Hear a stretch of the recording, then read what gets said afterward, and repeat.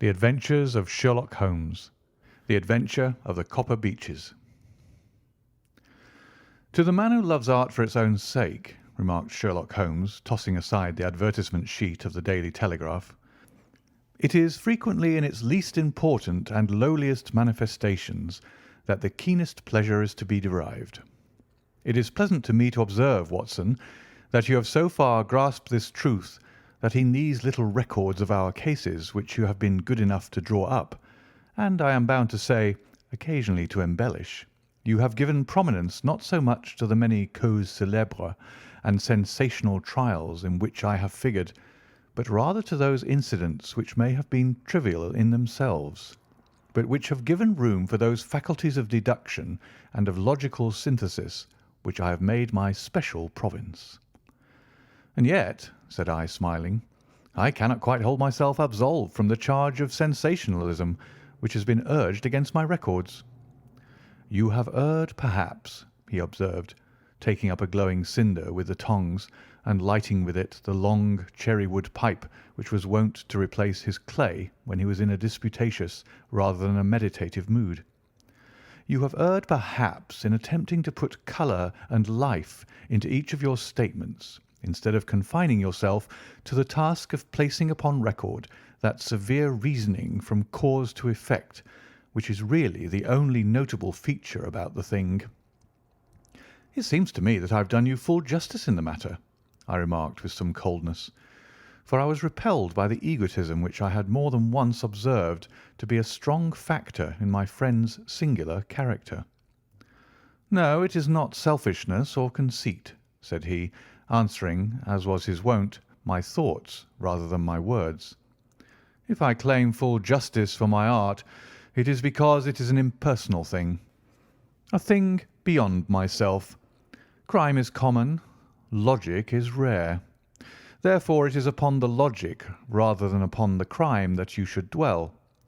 You have degraded what should have been a course of lectures into a series of tales." It was a cold morning of the early spring, and we sat after breakfast on either side of a cheery fire in the old room at Baker Street. A thick fog rolled down between the lines of dun-coloured houses, and the opposing windows loomed like dark, shapeless blurs through the heavy yellow wreaths.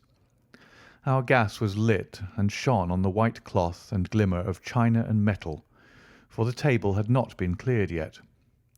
Sherlock Holmes had been silent all the morning, dipping continuously into the advertisement columns of a succession of papers, until at last, having apparently given up his search, he had emerged in no very sweet temper to lecture me upon my literary shortcomings. "At the same time," he remarked after a pause, during which he had sat puffing at his long pipe and gazing down into the fire, "you can hardly be open to a charge of sensationalism, for out of these cases which you have been so kind as to interest yourself in, a fair proportion do not treat of crime in its legal sense at all. The small matter in which I endeavoured to help the King of Bohemia, the singular experience of Miss Mary Sutherland, the problem connected with the man with the twisted lip, and the incident of the noble bachelor, were all matters which are outside the pale of the law. But in avoiding the sensational, I fear that you may have bordered on the trivial."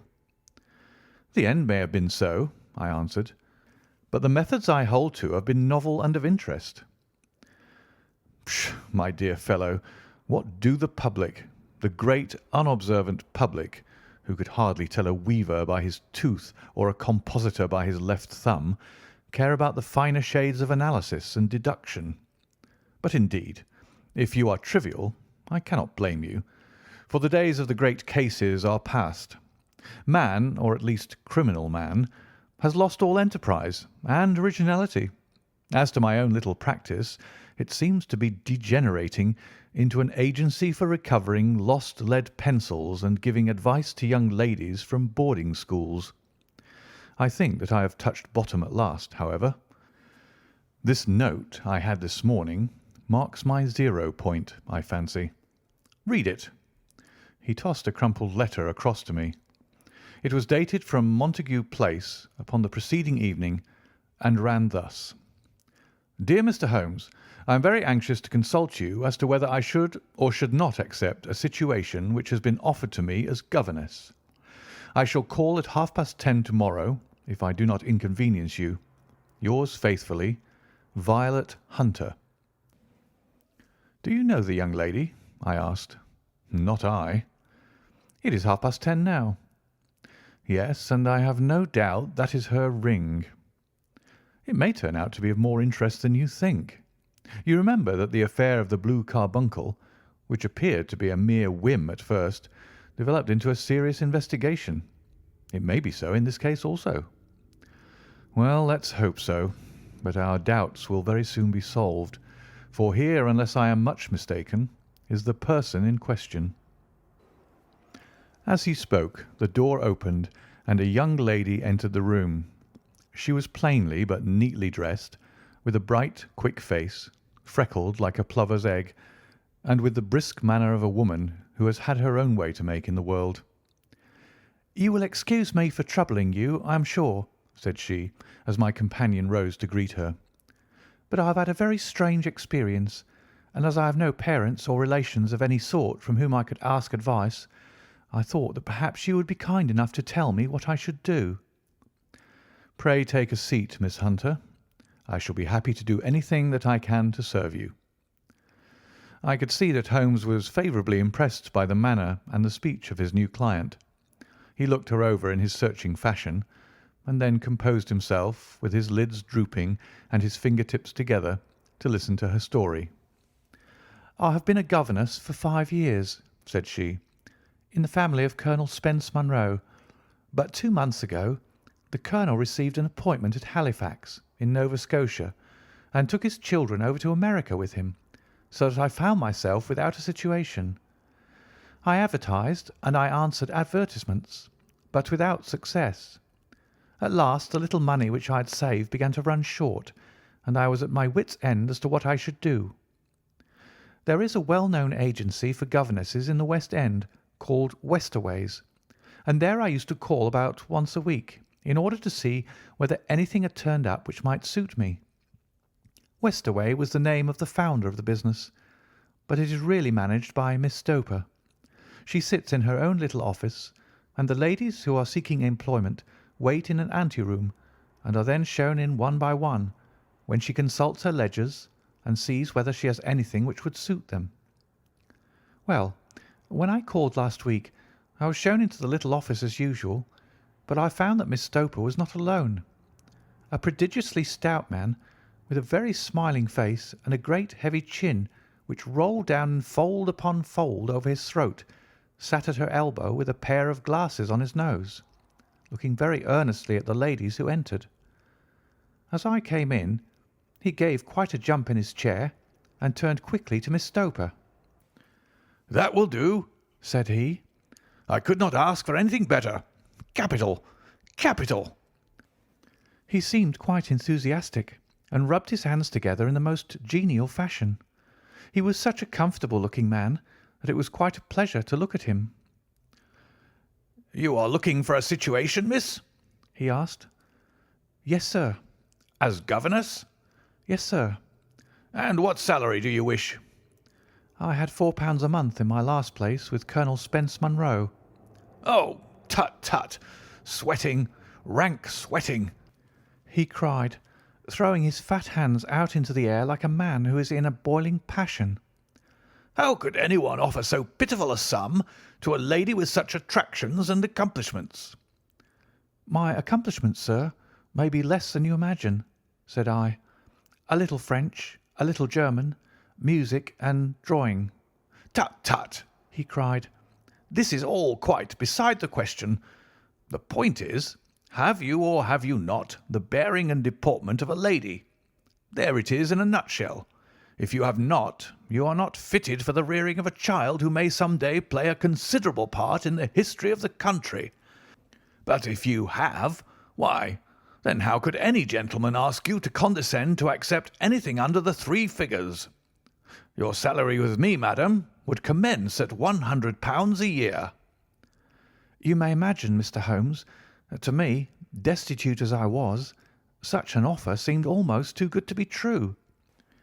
The gentleman, however, seeing perhaps the look of incredulity upon my face, opened a pocket-book and took out a note. "It is also my custom," said he, smiling in the most pleasant fashion, until his eyes were just two little shining slits amid the white creases of his face, "to advance to my young ladies half their salary beforehand, so that they may meet any little expenses of their journey and their wardrobe." It seemed to me that I had never met so fascinating and so thoughtful a man. As I was already in debt to my tradesmen, the advance was a great convenience. And yet there was something unnatural about the whole transaction, which made me wish to know a little more before I quite committed myself. "May I ask you where you live, sir?" said I. "Hampshire. Charming rural place. The Copper Beeches. 5 miles on the far side of Winchester. It is the most lovely country, my dear young lady, and the dearest old country house." "And my duties, sir? I should be glad to know what they would be." "One child, one dear little romper, just 6 years old. Oh, if you could see him killing cockroaches with a slipper. Smack, smack, smack. 3 gone before you could wink." He leaned back in his chair and laughed his eyes into his head again. I was a little startled at the nature of the child's amusement, but the father's laughter made me think that perhaps he was joking. "My sole duties, then," I asked, "are to take charge of a single child?" "No, no, not the sole, not the sole, my dear young lady," he cried. "Your duty would be, as I am sure your good sense would suggest, to obey any little commands my wife might give, provided always that they were such commands as a lady might with propriety obey. You see no difficulty, eh?" "I should be happy to make myself useful." "Quite so. In dress now, for example. We are faddy people, you know. Faddy but kind-hearted. If you were asked to wear any dress which we might give you, you would not object to our little whim, eh?" "No," said I, considerably astonished at his words. "Or to sit here or sit there, that would not be offensive to you?" "Oh, no." "Or to cut your hair quite short before you come to us?" I could hardly believe my ears. As you may observe, Mr. Holmes, my hair is somewhat luxuriant, and of a rather peculiar tint of chestnut. It has been considered artistic. I could not dream of sacrificing it in this off-hand fashion. "I am afraid that this is quite impossible," said I. He had been watching me eagerly out of his small eyes, and I could see a shadow pass over his face as I spoke. "I am afraid that it is quite essential," said he. "It is a little fancy of my wife's, and ladies' fancies, you know, madam. Ladies' fancies must be consulted. And so you won't cut your hair?" "No, sir, I really could not," I answered firmly. "Oh, well, very well then. That quite settles the matter. It is a pity, because in other respects you would really have done very nicely. In that case, Miss Stoper, I had best inspect a few more of your young ladies." The manageress had sat all this while busy with her papers, without a word to either of us, but she glanced at me now with so much annoyance upon her face that I could not help suspecting that she had lost a handsome commission through my refusal. "Do you desire your name to be kept upon the books?" she asked. "If you please, Miss Stoper."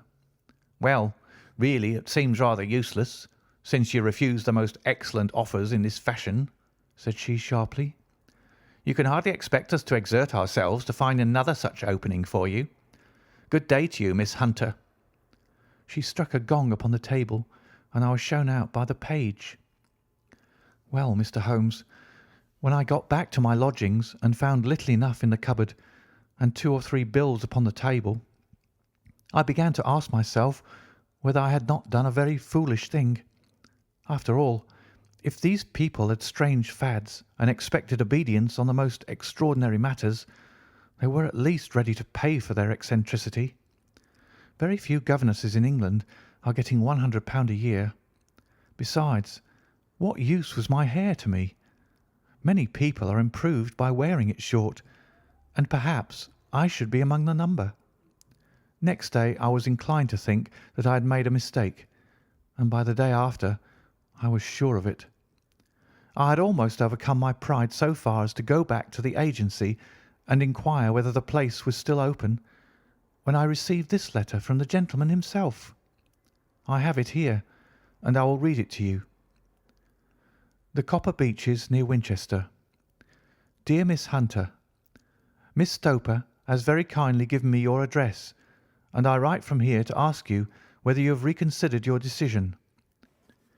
My wife is very anxious that you should come, for she has been much attracted by my description of you. We are willing to give £30 a quarter, or £120 a year, so as to recompense you for any little inconvenience which our fads may cause you. They are not very exacting after all. My wife is fond of a particular shade of electric blue, and would like you to wear such a dress indoors in the morning. You need not, however, go to the expense of purchasing one, as we have one belonging to my dear daughter Alice, now in Philadelphia, which would, I should think, fit you very well. Then, as to sitting here or there, or amusing yourself in any manner indicated, that need cause you no inconvenience. As regards your hair, it is no doubt a pity, especially as I could not help remarking its beauty during our short interview, but I am afraid that I must remain firm upon this point, and I only hope that the increased salary may recompense you for the loss. Your duties, as far as the child is concerned, are very light. Now do try to come, and I shall meet you with the dog-cart at Winchester.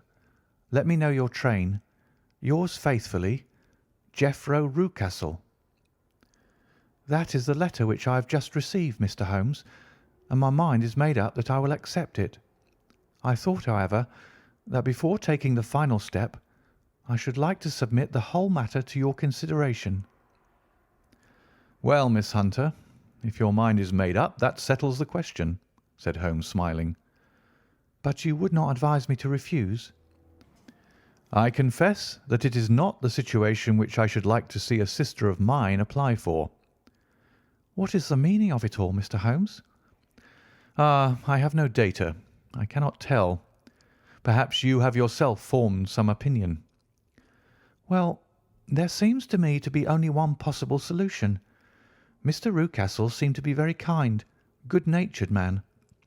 Is it not possible that his wife is a lunatic, that he desires to keep the matter quiet for fear she should be taken to an asylum, and that he humours her fancies in every way in order to prevent an outbreak?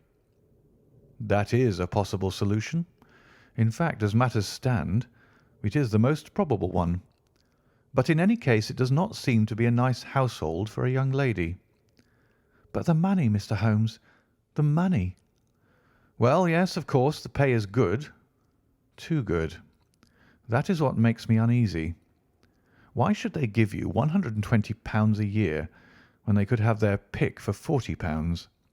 There must be some strong reason behind. I thought that if I told you the circumstances, you would understand afterwards if I wanted your help. I should feel so much stronger if I felt that you were at the back of me. Oh, you may carry that feeling away with you. I assure you that your little problem promises to be the most interesting which has come my way for some months. There is something distinctly novel about some of the features. If you should find yourself in doubt or in danger— Danger? What danger do you foresee? Holmes shook his head gravely. It would cease to be a danger if we could define it, said he. But at any time, day or night, a telegram would bring me down to your help. That is enough. She rose briskly from her chair with the anxiety all swept from her face. I shall go down to Hampshire quite easy in my mind now. I shall write to Mr. Rucastle at once, sacrifice my poor hair tonight, and start for Winchester tomorrow. With a few grateful words to Holmes, she bade us both good night and bustled off upon her way. At least, said I, as we heard her quick, firm steps descending the stairs, she seems to be a young lady who's very well able to take care of herself. And she would need to be, said Holmes gravely. I am much mistaken if we do not hear from her before many days are past. It was not very long before my friend's prediction was fulfilled. A fortnight went by, during which I frequently found my thoughts turning in her direction, and wondering what strange side alley of human experience this lonely woman had strayed into. The unusual salary, the curious conditions, the light duties, all pointed to something abnormal, though whether a fad or a plot, or whether the man were a philanthropist or a villain, it was quite beyond my powers to determine. As to Holmes, I observed that he sat frequently for half an hour on end, with knitted brows and an abstracted air. But he swept the matter away with a wave of his hand when I mentioned it. "Data! Data! Data!" he cried impatiently. "I can't make bricks without clay." And yet he would always wind up by muttering that no sister of his should ever have accepted such a situation. The telegram which we eventually received came late one night, just as I was thinking of turning in, and Holmes was settling down to one of those all-night chemical researches which he frequently indulged in, when I would leave him stooping over a retort and a test tube at night, and find him in the same position when I came down to breakfast in the morning. He opened the yellow envelope, and then, glancing at the message, threw it across to me. "Just look up the trains in Bradshaw," said he, and turned back to his chemical studies. The summons was a brief and urgent one. "Please be at the Black Swan Hotel at Winchester at midday tomorrow," it said. "Do come. I am at my wit's end. Hunter." "Will you come up with me?" asked Holmes, glancing up. "I should wish to." "Just look it up, then."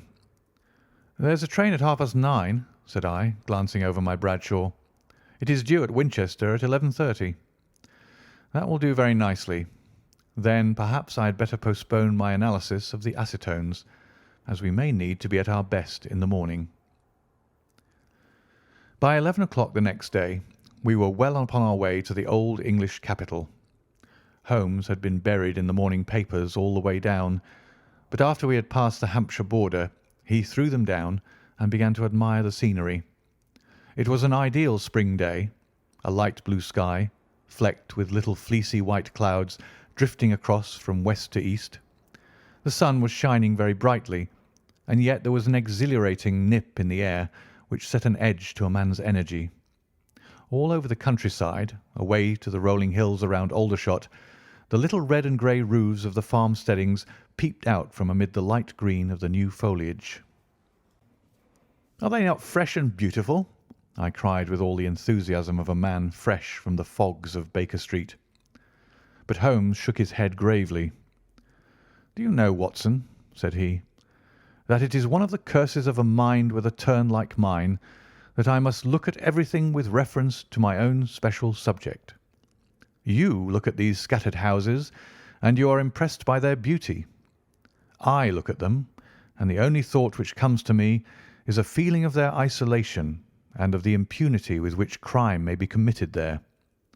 "Good heavens!" I cried. "Who would associate crime with these dear old homesteads?" "They always fill me with a certain horror. It is my belief, Watson, founded upon my experience, that the lowest and vilest alleys in London do not present a more dreadful record of sin than does the smiling and beautiful countryside." "You horrify me." "But the reason is very obvious. The pressure of public opinion can do in the town what the law cannot accomplish.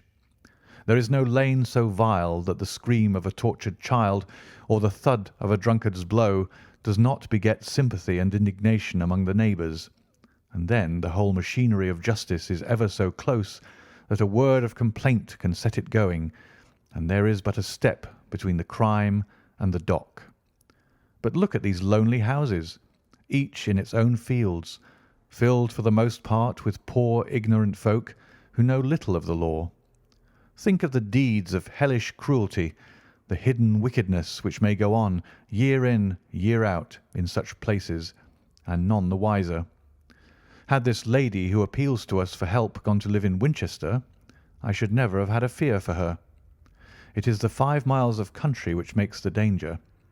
Still, it is clear that she is not personally threatened." "No, if she can come to Winchester to meet us, she can get away." "Quite so. She has her freedom. What can be the matter, then? Can you suggest no explanation?"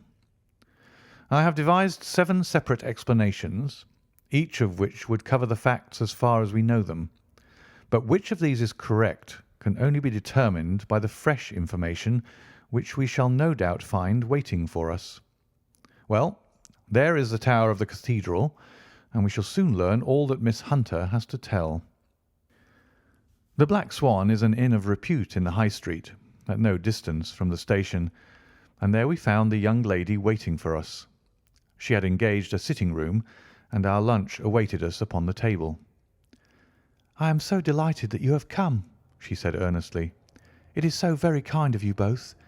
But indeed, I do not know what I should do. Your advice will be altogether invaluable to me." "Pray tell us what has happened to you."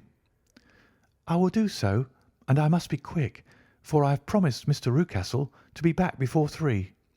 I got his leave to come into town this morning, though he little knew for what purpose." "Let us have everything in its due order." Holmes thrust his long, thin legs out towards the fire and composed himself to listen. "In the first place, I may say that I have met, on the whole, with no actual ill treatment from Mr. and Mrs. Rucastle. It is only fair to them to say that, but I cannot understand them, and I am not easy in my mind about them." "What can you not understand?" "Their reasons for their conduct. But you shall have it all just as it occurred. When I came down, Mr. Rucastle met me here and drove me in his dog-cart to the Copper Beeches. It is, as he said, beautifully situated, but it is not beautiful in itself, for it is a large square block of a house, whitewashed, but all stained and streaked with damp and bad weather. There are grounds round it, woods on 3 sides, and on the 4th a field which slopes down to the Southampton high road, which curves past about 100 yards from the front door. This ground in front belongs to the house, but the woods all round are part of Lord Southerton's preserves. A clump of copper beeches immediately in front of the hall door has given its name to the place.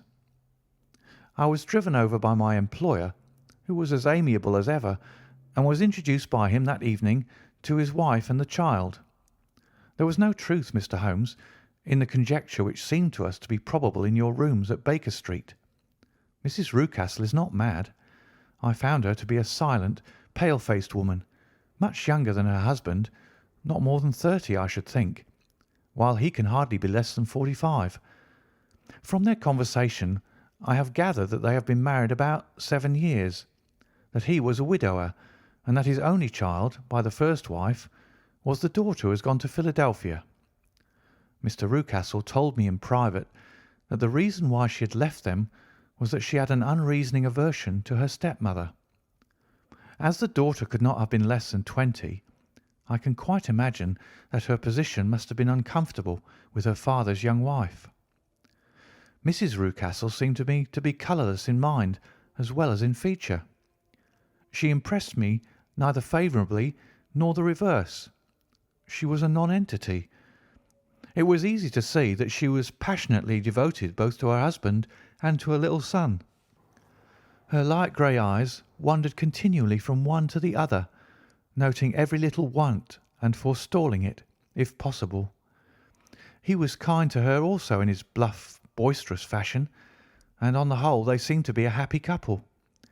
And yet she had some secret sorrow, this woman. She would often be lost in deep thought, with the saddest look upon her face.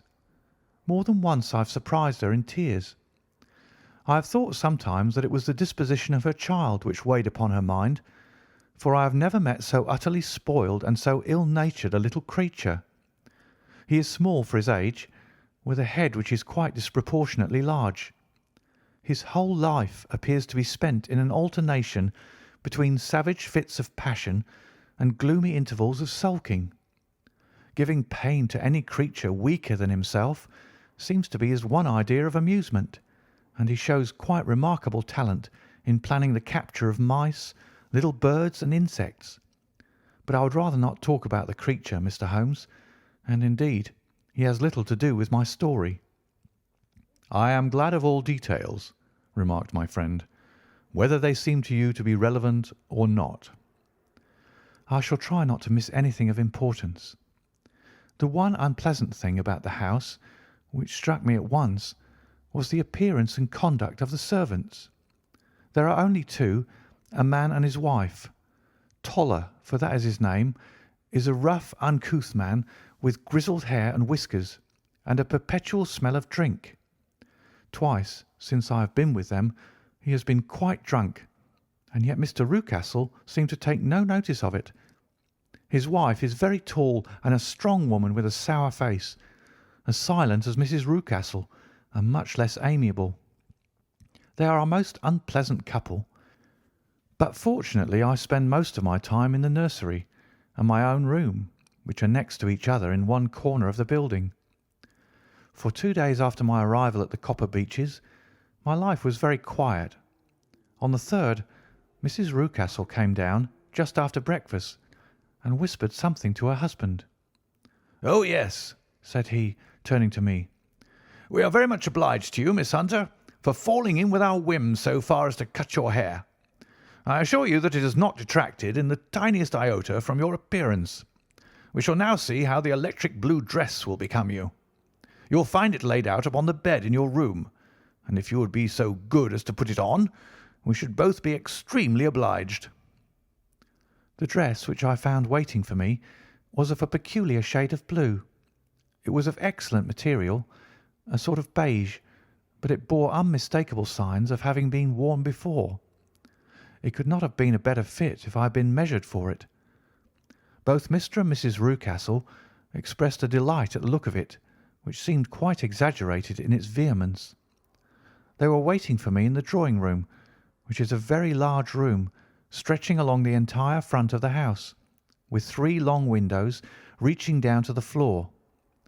A chair had been placed close to the central window, with its back turned towards it.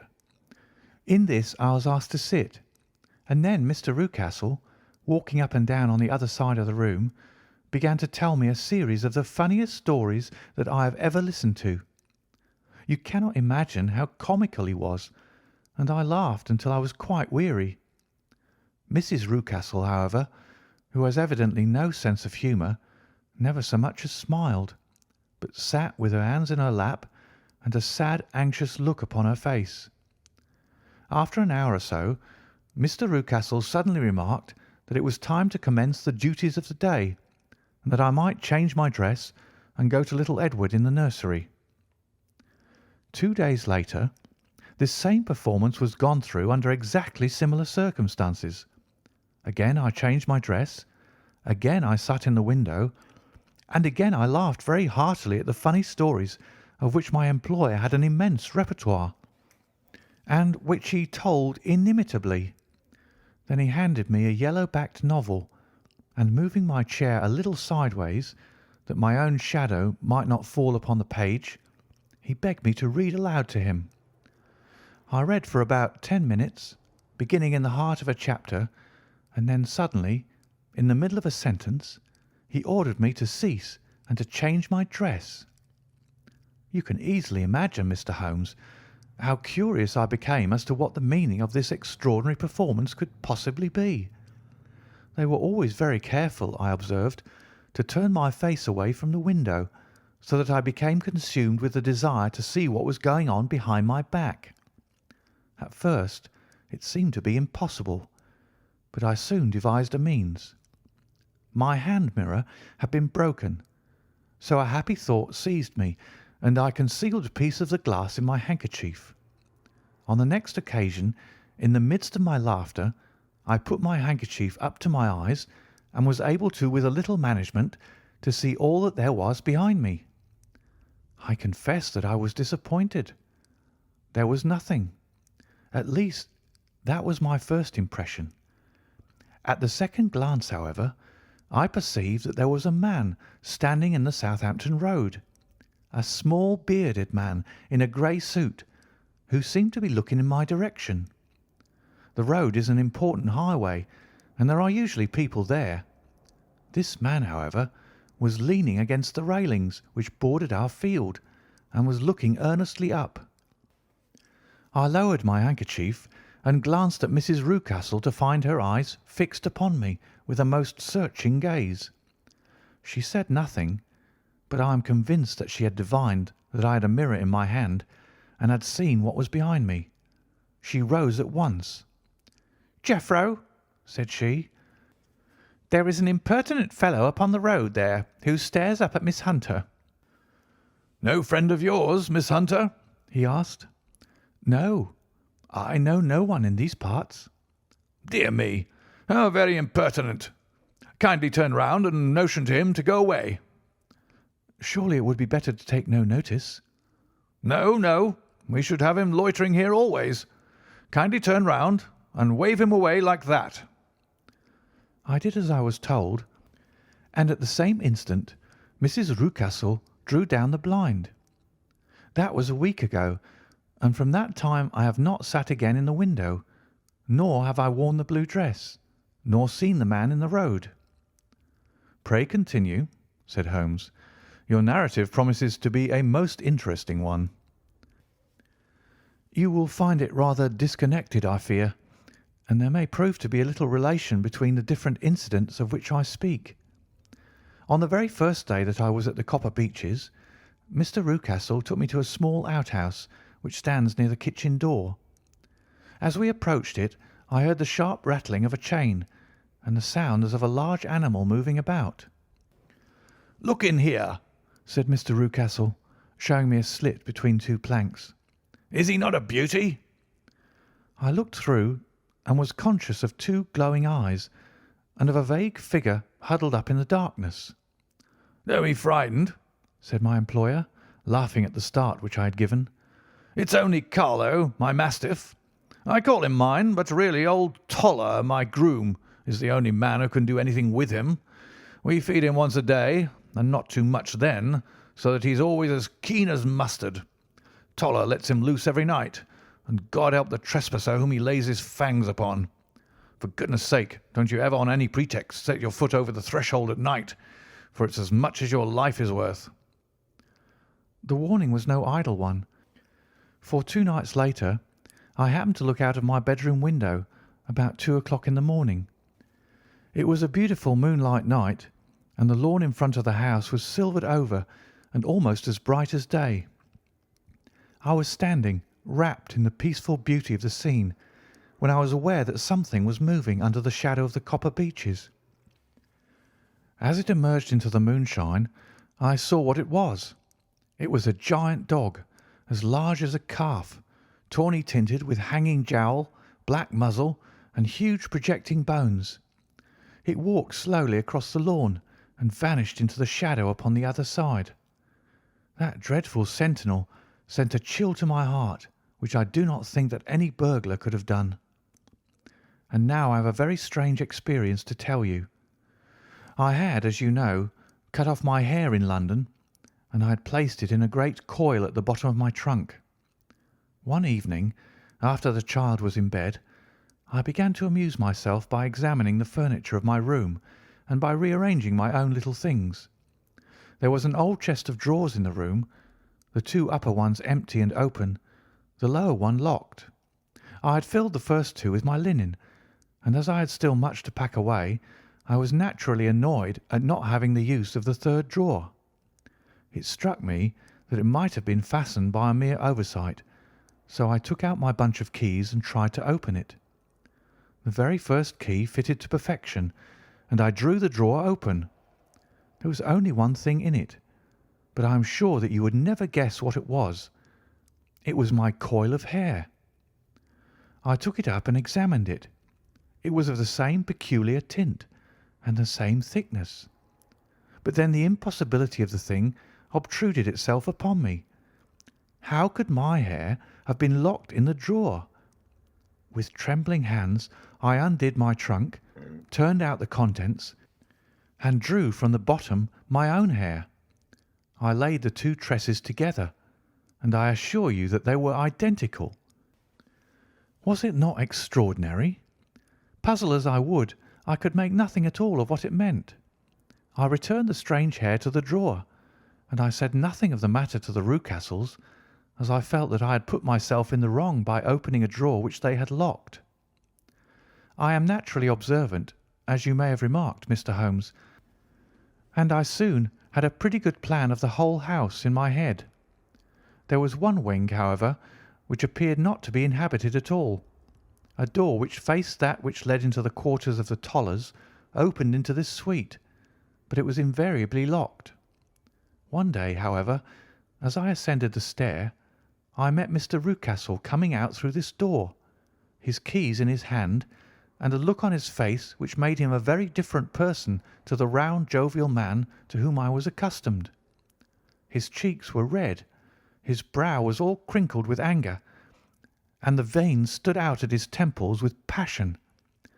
He locked the door and hurried past me without a word or a look. This aroused my curiosity, so when I went out for a walk in the grounds with my charge, I strolled round to the side from which I could see the windows of this part of the house. There were 4 of them in a row, 3 of which were simply dirty, while the 4th was shuttered up. They were evidently all deserted. As I strolled up and down, glancing at them occasionally, Mr. Rucastle came out to me, looking as merry and jovial as ever. "Ah," said he, "you must not think me rude if I pass you without a word, my dear young lady. I was preoccupied with business matters." I assured him that I was not offended. "By the way," said I, "you seem to have quite a suite of spare rooms up there, and one of them has the shutters up." He looked surprised and, as it seemed to me, a little startled at my remark. "Photography is one of my hobbies," said he. "I have made my dark room up there. But, dear me, what an observant young lady we have come upon. Who would have believed it? Who would have ever believed it?" He spoke in a jesting tone, but there was no jest in his eyes as he looked at me. I read suspicion there and annoyance, but no jest. Well, Mr. Holmes, from the moment that I understood that there was something about that suite of rooms which I was not to know, I was all on fire to go over them. It was not mere curiosity, though I have my share of that. It was more a feeling of duty, a feeling that some good might come from my penetrating to this place. They talk of woman's instinct. Perhaps it was woman's instinct which gave me that feeling. At any rate, it was there, and I was keenly on the lookout for any chance to pass the forbidden door. It was only yesterday that the chance came. I may tell you that besides Mr. Rucastle, both Toller and his wife find something to do in these deserted rooms, and I once saw him carrying a large black linen bag with him through the door. Recently he has been drinking hard, and yesterday evening he was very drunk, and when I came upstairs there was the key in the door. I have no doubt at all that he had left it there. Mr. and Mrs. Rucastle were both downstairs, and the child was with them, so that I had an admirable opportunity. I turned the key gently in the lock, opened the door, and slipped through. There was a little passage in front of me, unpapered and uncarpeted, which turned at a right angle at the farther end. Round this corner were 3 doors in a line, the first and third of which were open. They each led into an empty room, dusty and cheerless, with 2 windows in the one and one in the other, so thick with dirt that the evening light glimmered dimly through them. The centre door was closed, and across the outside of it had been fastened one of the broad bars of an iron bed, padlocked at one end to a ring in the wall, and fastened at the other with stout cord. The door itself was locked as well, and the key was not there. This barricaded door corresponded clearly with the shuttered window outside, and yet I could see by the glimmer from beneath it that the room was not in darkness. Evidently there was a skylight which let in light from above. As I stood in the passage, gazing at the sinister door and wondering what secret it might veil, I suddenly heard the sound of steps within the room, and saw a shadow pass backward and forward against the little slit of dim light which shone out from under the door. A mad, unreasoning terror rose up in me at the sight, Mr. Holmes. My overstrung nerves failed me suddenly, and I turned and ran as though some dreadful hand were behind me, clutching at the skirt of my dress. I rushed down the passage, through the door, and straight into the arms of Mr. Rucastle, who was waiting outside. "So," said he, smiling, "it was you, then. I thought that it must be when I saw the door open." "Oh, I'm so frightened," I panted. My dear young lady, my dear young lady. And what has frightened you, my dear young lady?" But his voice was just a little too coaxing. He overdid it. I was keenly on my guard against him. "I was foolish enough to go into the empty wing," I answered, "but it is so lonely and eerie in this dim light that I was frightened and ran out again. Oh, it is so dreadfully still in there." "Only that?" said he, looking at me keenly. "Why, what did you think?" I asked. "Why, do you think that I locked the door?" "I am sure that I do not know." "It is to keep people out who have no business there, do you see?" He was still smiling in that most amiable manner. "I am sure if I had known—" "Well, then, you know now. And if you ever put your foot over that threshold again—" Here in an instant the smile hardened into a grin of rage, and he glared down at me with the face of a demon. "I'll throw you to the mastiff." I was so terrified that I do not know what I did. I suppose that I must have rushed past him into my room. I remember nothing until I found myself lying on my bed, trembling all over. Then I thought of you, Mr. Holmes. I could not live there longer without some advice. I was frightened of the house, of the man, of the woman, of the servants, even of the child. They were all horrible to me. If I could only bring you down, all would be well. Of course, I might have fled from the house, but my curiosity was almost as strong as my fears. My mind was soon made up. I would send you a wire. I put on my hat and cloak, went down to the office, which is about half a mile from the house, and then returned, feeling very much easier. A horrible doubt came into my mind as I approached the door, lest the dog might be loose. But I remembered that Toller had drunk himself into a state of insensibility that evening, and I knew that he was the only one in the household who had any influence with the savage creature, or who would venture to set him free. I slipped in safety, and lay awake half the night in my joy at the thought of seeing you. I had no difficulty in getting leave to come into Winchester this morning, but I must be back before 3 o'clock, for Mr. and Mrs. Rucastle are going on a visit, and will be away all the evening, so that I must look after the child. Now, I have told you all my adventures, Mr. Holmes, and I should be very glad if you could tell me what it all means, and above all, what I should do." Holmes and I had listened spellbound to this extraordinary story. My friend rose now and paced up and down the room, his hands in his pockets and an expression of the most profound gravity upon his face. "Is Toller still drunk?" he asked. "Yes. I heard his wife tell Mrs. Rucastle that she could do nothing with him." "That is well.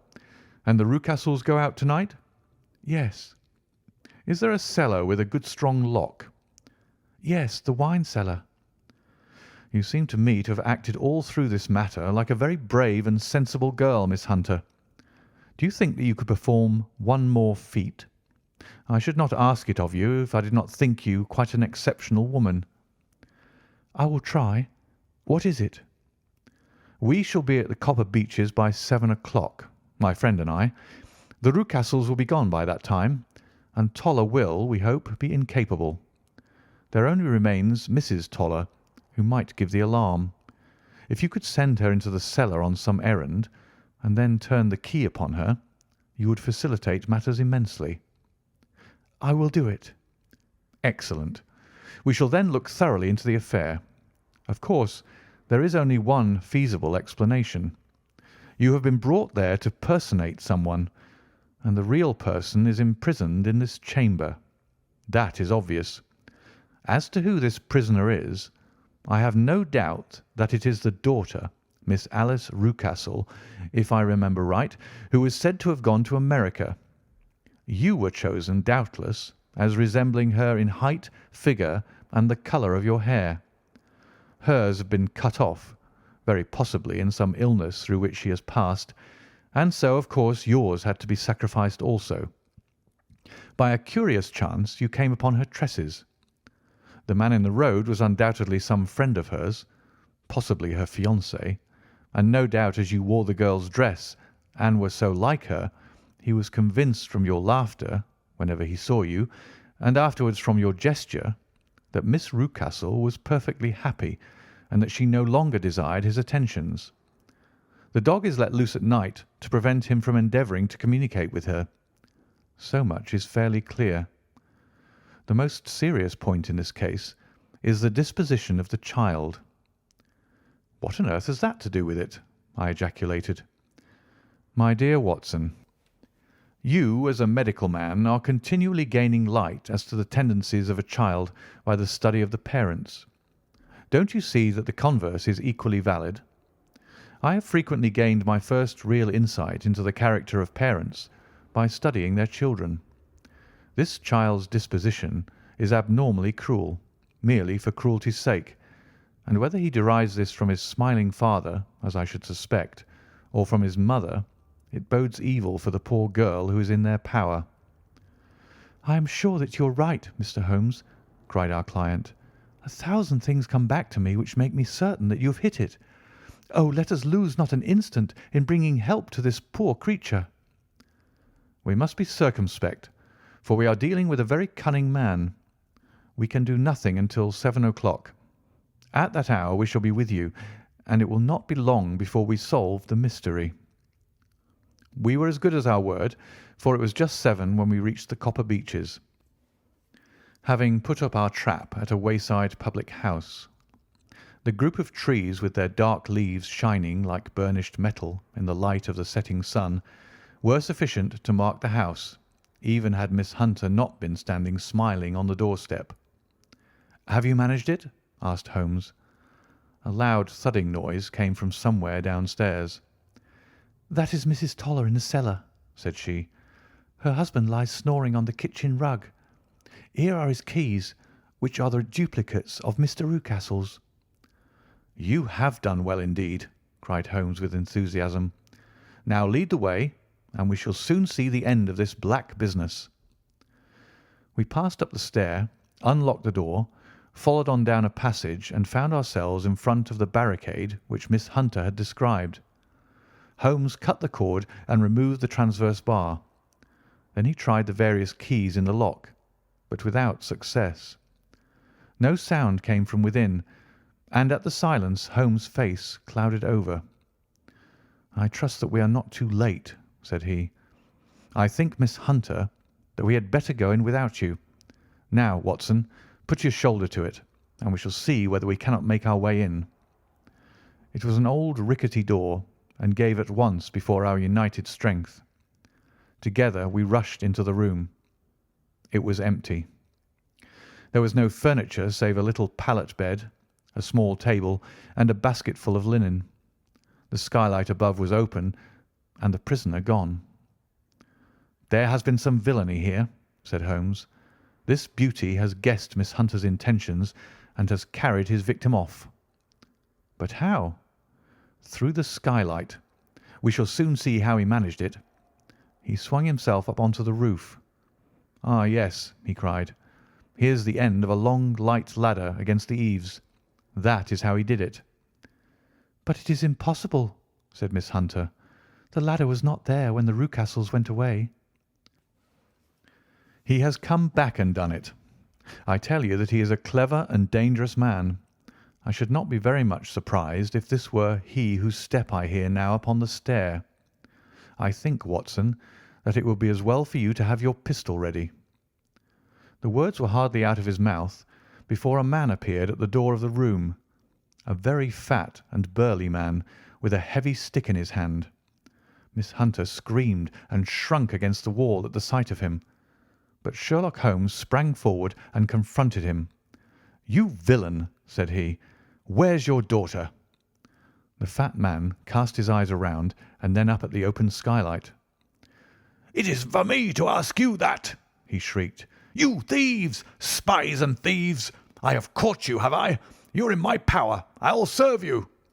He turned and clattered down the stairs as hard as he could go. "He's gone for the dog," cried Miss Hunter. "I have my revolver," said I. "Better close the front door," cried Holmes, and we all rushed down the stairs together. We had hardly reached the hall when we heard the baying of a hound, and then a scream of agony with a horrible worrying sound which it was dreadful to listen to. An elderly man with a red face and shaking limbs came staggering out at a side door. "My God!" he cried. "Someone has loosed the dog. It's not been fed for 2 days. Quick, quick, or it'll be too late." Holmes and I rushed out and round the angle of the house, with Toller hurrying behind us. There was the huge famished brute, its black muzzle buried in Rucastle's throat, while he writhed and screamed upon the ground. Running up, I blew its brains out, and it fell over with its keen white teeth still meeting in the great creases of his neck. With much labour we separated them and carried him, living but horribly mangled, into the house. We laid him upon the drawing-room sofa, and having dispatched the sobered Toller to bear the news to his wife, I did what I could to relieve his pain. We were all assembled round him when the door opened and a tall, gaunt woman entered the room. "Mrs. Toller!" cried Miss Hunter. "Yes, miss. Mr. Rucastle let me out when he came back before he went up to you." "Ah, miss, it is a pity you didn't let me know what you were planning, for I would have told you that your pains were wasted." "Ha!" said Holmes, looking keenly at her. "It is clear that Mrs. Toller knows more about this matter than anyone else." "Yes, sir, I do, and I'm ready enough to tell what I know." "Then pray sit down and let us hear it, for there are several points on which I must confess that I am still in the dark." "I will soon make it clear to you," said she, "and I'd have done so before now if I could have got out from my cellar. If there's police court business over this, you'll remember that I was the one that stood your friend, and that I was Miss Alice's friend too. She was never happy at home, Miss Alice wasn't, from the time that her father married again. She was slighted like, and had no say in anything, but it never really became bad for her until after she met Mr. Fowler at a friend's house. As well as I could learn, Miss Alice had rights of her own by will, but she was so quiet and patient, she was, that she never said a word about them, but just left everything in Mr. Rucastle's hands. He knew he was safe with her, but when there was a chance of a husband coming forward who would ask for all that the law would give him, then her father thought it time to put a stop on it. He wanted her to sign a paper so that whether she married or not, he could use her money. When she wouldn't do it, he kept on worrying her until she got brain fever, and for 6 weeks was at death's door.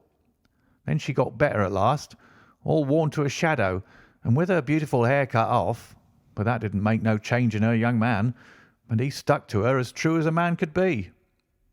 "Ah," said Holmes, "I think that what you have been good enough to tell us makes the matter fairly clear, and that I can deduce all that remains. Mr. Rucastle, then, I presume, took to this system of imprisonment." "Yes, sir." "And brought Miss Hunter down from London in order to get rid of the disagreeable persistence of Mr. Fowler." "That was it, sir." "But Mr. Fowler, being a persevering man, as a good seaman should be, blockaded the house, and having met you, succeeded by certain arguments, metallic or otherwise, in convincing you that your interests were the same as his." "Mr. Fowler was a very kind-spoken, free-handed gentleman," said Mrs. Toller serenely. "And in this way he managed that your good man should have no want of drink, and that a ladder should be ready at the moment when your master had gone out." "You have it, sir, just as it happened." "I am sure we owe you an apology, Mrs. Toller," said Holmes, "for you have certainly cleared up everything which puzzled us. And here comes the country surgeon and Mrs. Rucastle, so I think, Watson, that we had best escort Miss Hunter back to Winchester, as it seems to me that our locus standi now is rather a questionable one." And thus was solved the mystery of the sinister house with the copper beeches in front of the door. Mr. Rucastle survived, but was always a broken man, kept alive solely through the care of his devoted wife. They still live with their old servants, who probably know so much of Rucastle's past life that he finds it difficult to part from them. Mr. Fowler and Miss Rucastle were married by special licence in Southampton the day after their flight, and he is now the holder of a government appointment in the island of Mauritius. As to Miss Violet Hunter, my friend Holmes, rather to my disappointment, manifested no further interest in her when once she had ceased to be the centre of one of his problems, and she is now the head of a private school at Walsall, where I believe that she has met with considerable success.